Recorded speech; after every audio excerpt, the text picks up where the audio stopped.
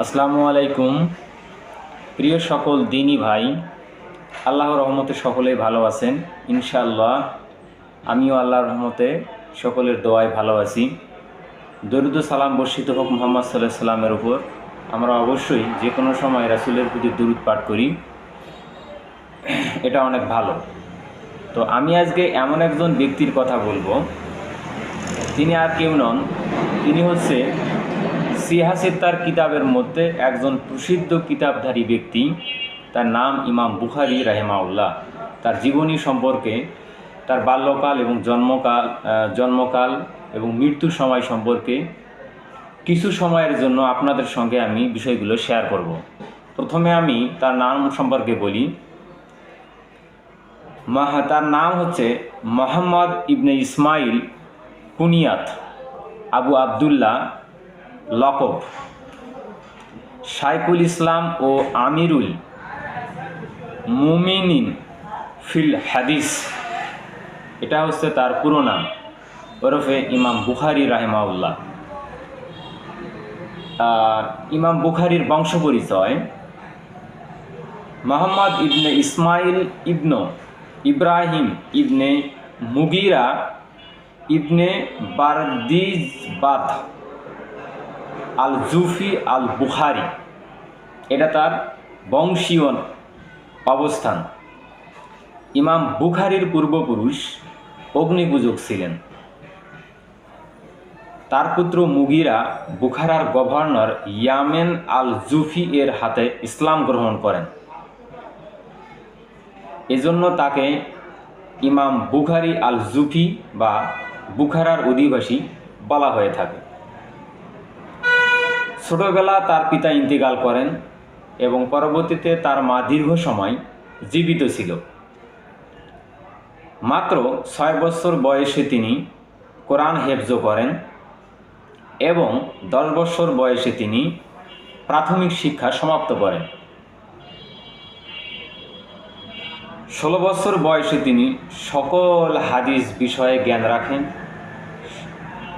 শত শত মুহাদ্দিসের কাছ থেকে তিনি হাদিস সংগ্রহ করেন এবং বুখারার বসে বসে তিনি হাদিসগুলো কমপ্লিট করেন এবং সেই হাদিসগুলো তিনি মুখস্থ করেন।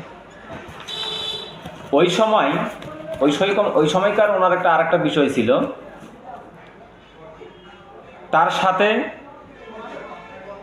সাথে তার ভাই এবং তার মা একই সঙ্গে হজ করেছিল এবং তার ভাই এবং তার মা হজ থেকে ফিরে আসেন এবং তিনি মদিনায় কয়েক বছর ওইখানে অবস্থান করেন।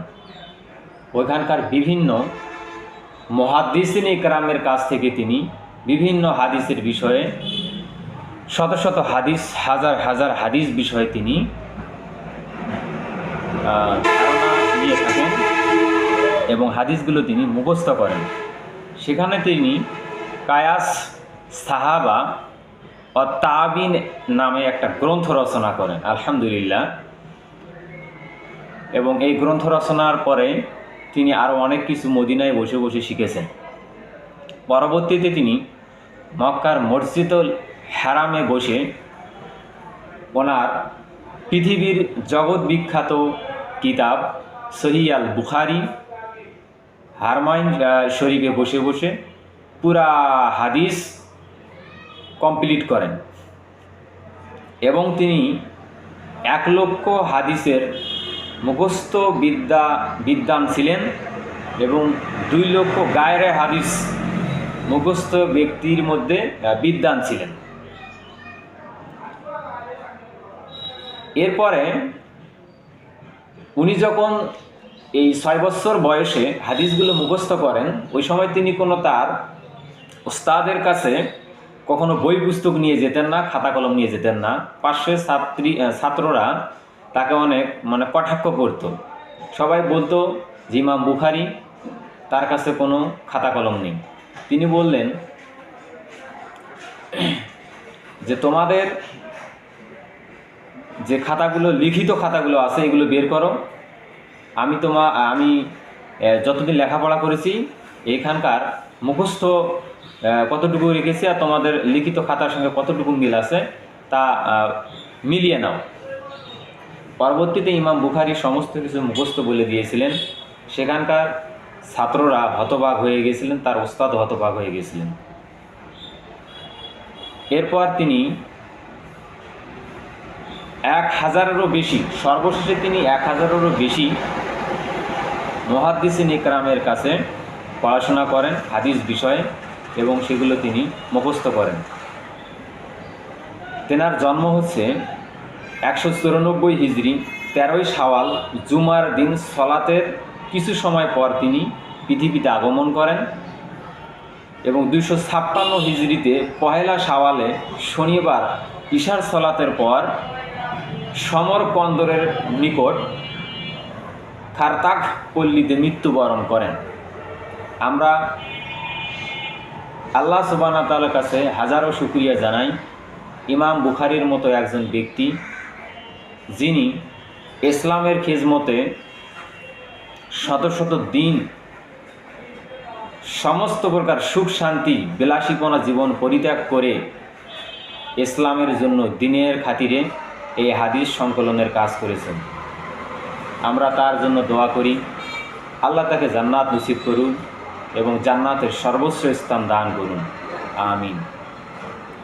যদি আমার এই ভিডিওটা দেখে কারো ইসলামিক লাইফস্টাইল এবং ইসলামের এই মুহাদ্দিসের দ্বীন ইকরামের বিষয়ে ভালোভাবে বুঝে থাকেন, জেনে থাকেন, এটা আমার জন্য একটা ভালো পাওয়া হবে। এবং আমি মনে করব প্রতিটি নরনারীর এটা একজন বিখ্যাত এই ইমাম বুখারীর জীবনীটা দেখে নেওয়া দরকার। এবং বিশেষ করে যারা ইসলামিক লাইনের শিক্ষা পড়াশোনা করেন অথবা জেনারেল লাইনের মুসলিম নরনারী স্টুডেন্ট যারা আছেন, তারাও এটা সুন্দর করে দেখে নিতে পারেন। এটা আপনাদের খুব ভালো একটা কাজে আসবে। সবাইকে